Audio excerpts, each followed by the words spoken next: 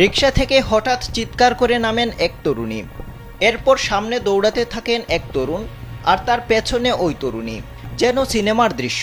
সম্প্রতি এমনই একটি ভিডিও সামাজিক যোগাযোগ মাধ্যমে ভাইরাল হয়েছে। জানা গেছে ওই তরুণীর সঙ্গে 5 বছর প্রেমের সম্পর্কে ছিলেন তরুণ, কিন্তু তাকে বিয়ের জন্য চাপ দেওয়ায় তিনি প্রেমিকাকে এড়িয়ে চলতে শুরু করেন এবং এক পর্যায়ে যোগাযোগ বন্ধ করে দেন।